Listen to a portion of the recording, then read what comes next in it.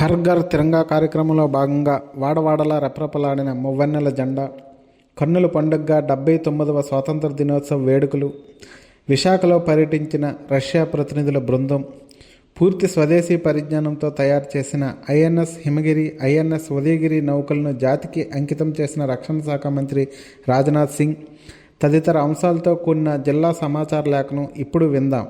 వ్యాఖ్యానం విశాఖ జిల్లా ఆకాశవాణి ప్రతినిధి శ్రీనుబాబు.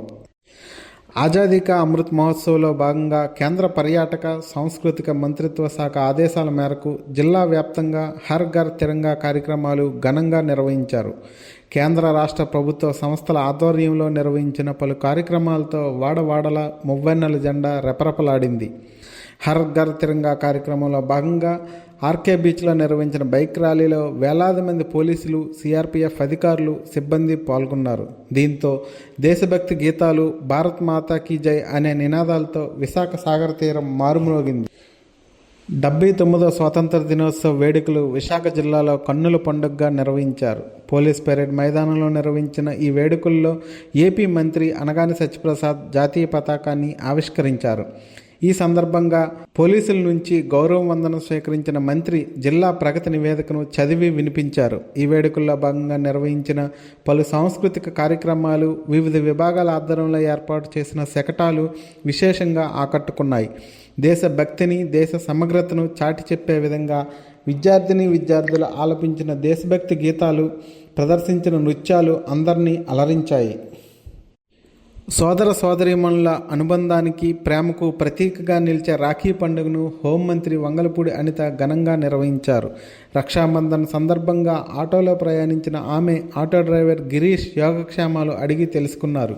అనంతరం సోదరభావంతో అతనికి రాఖీ కట్టారు. అలాగే విధి నిర్వహణలో ఉన్న పలువురు పోలీసులకు రాఖీ కట్టిన మంత్రి అనిత అనారోగ్యంతో బాధపడుతున్న కానిస్టేబుల్ కొర్లయ్యను పరామర్శించి ధైర్యం చెప్పారు. అనంతరం విశాఖ సెంట్రల్ జైలును సందర్శించి అక్కడ ఖైదీలతో మమేకమయ్యారు. ఈ సందర్భంగా 30 మంది ఖైదీలకు రాఖీ కట్టి శుభాకాంక్షలు తెలిపారు. విశాఖ నగరంలోని ఫిషింగ్ హార్బర్ సమీపంలో వెల్డింగ్ షాపులో భారీ పేలుడు సంభవించింది. ఈ పేలుడులో 3 వెల్డింగ్ వర్కర్స్ అక్కడికక్కడే మృతి చెందగా మరో 4 గాయపడ్డారు. ఈ ఘటనపై సమగ్ర విచారణకు ఆదేశించిన హోంమంత్రి వంగలపూడి అనిత ప్రభుత్వం తరపున మృతుల కుటుంబాలకు ఒక్కొక్కరికి 10 లక్షల చొప్పున ఆర్థిక సహాయాన్ని అందజేశారు. Andhra Pradesh state skill development corporation ఆధ్వర్యంలో రష్యా ప్రతినిధుల బృందం 3 రోజుల పాటు విశాఖ జిల్లాలో పర్యటించింది. Russian union of industrialists and entrepreneur, అలాగే mechanical, electrical, welding and metallurgy రంగాల్లో నైపుణ్యం కలిగిన 12 మంది ప్రతినిధులు ఈ బృందంలో ఉన్నారు. ఈ సందర్భంగా రష్యాలో ఉన్న పరిశ్రమలు, ఉపాధి అవకాశాలు, ప్రభుత్వం అందించే సహకారం, పారిశ్రామిక యూనిట్లు, ఉద్యోగులకు మధ్య ఉండే సంబంధాలను రష్యా ప్రభుత్వ ప్రతినిధి అనోవా మైకేల్ పవర్ పాయింట్ ప్రజెంటేషన్ ద్వారా వివరించారు.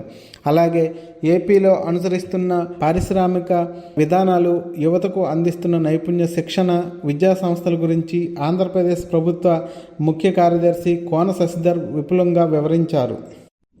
పూర్తి స్వదేశీ పరిజ్ఞానంతో తయారు చేసిన నీలగిరి శ్రేణి నౌకలైన ఐఎన్ఎస్ హిమగిరి, ఐఎన్ఎస్ ఉదయగిరి నౌకలు తూర్పు నావికాదళంలో చేరాయి. విశాఖపట్నం డాక్యార్డ్లో నిర్వహించిన ఈ కార్యక్రమంలో రక్షణ శాఖ మంత్రి రాజ్నాథ్ సింగ్ వీటిని జాతికి అంకితం చేశారు.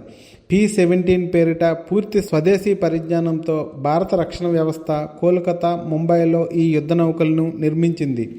6,670 టన్నుల బరువు, 28 నాటికల్ మైళ్ళ వేగం, అత్యాధునిక సెన్సార్ వ్యవస్థ వీటి సొంతం. ఐఎన్ఎస్ హిమగిరి, ఐఎన్ఎస్ ఉదయగిరి నౌకలను ఏకకాలంలో జాతికి అంకితం చేయడం నేవీ చరిత్రలో మహత్తర ఘట్టంగా రక్షణ వర్గాలు అభివర్ణిస్తున్నాయి. ఇప్పటి వరకు విశాఖపట్నం జిల్లా సమాచార లేఖను విన్నారు. మరిన్ని కొత్త వార్తా విశేషాలతో వచ్చే నెల సమాచార లేఖలో కలుసుకుందాం.